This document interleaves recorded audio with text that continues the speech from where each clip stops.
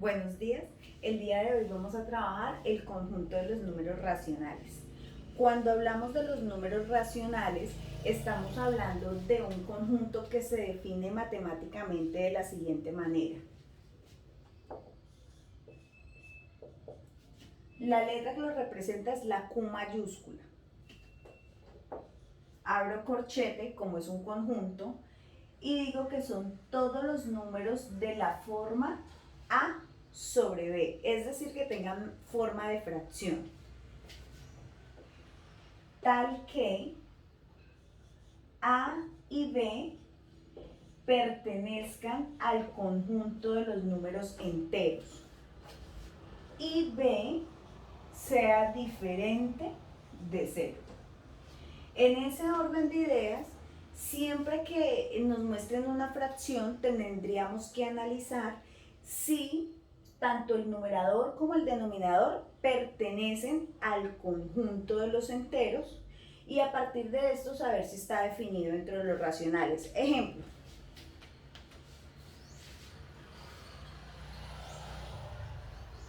Raíz de 4 sobre 5.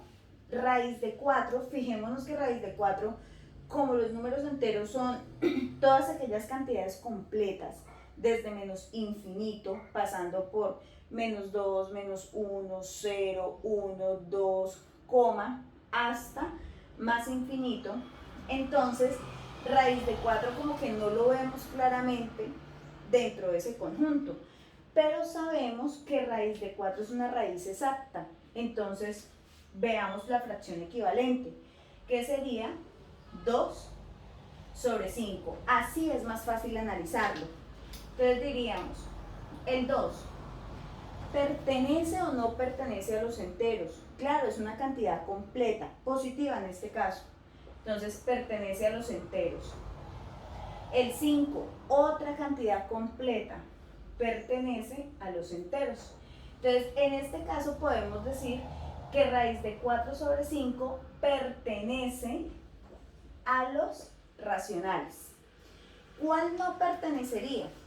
Por ejemplo, raíz de 2, que es una raíz inexacta, sobre, por ejemplo, menos 3. Lo primero que tenemos que analizar es el numerador. No es una raíz exacta. No puedo decir que la raíz de 2 es un número entero, ¿sí? Porque me va a dar un número decimal no periódico. En este caso digo que este no pertenece a los enteros y menos 3 es una cantidad completa negativa que pertenece a los enteros, entonces pertenece a los enteros. Por este no pertenece puedo concluir que raíz de 2 sobre menos 3 no pertenece a los Q. Otro caso puede ser el número 6. El número 6 es un número natural, es un número entero, pero también tenemos que recordar que nosotros lo podemos reescribir en forma de fracción, como 6 sobre 1.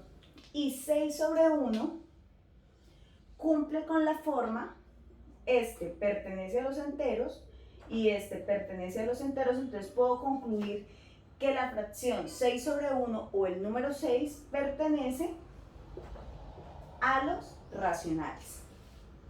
Ahora, los racionales no solamente se representan en forma de fracción. Los racionales yo los puedo ver en forma decimal, pero no de cualquier tipo de decimal, tengámoslo en cuenta. Entonces, en el primer caso, pueden ser decimales exactos. ¿Cómo así decimales exactos? Son aquellos números que en su parte decimal tiene fin, es finita. Ejemplo, 2,5 menos 10,52 menos 5,03, pongámosle otro decimal, ¿listo? Lo importante no es que tan larga sea la parte decimal, sino que tenga fin. Entonces, si tiene fin, son decimales exactos. Segundo, que sean decimales periódicos puros. ¿Cuáles son los decimales periódicos puros? Los decimales periódicos puros son aquellos números decimales que en su parte decimal apenas termina la coma, o sea, apenas pongo la coma, los números que siguen se repiten indefinidamente, infinitamente.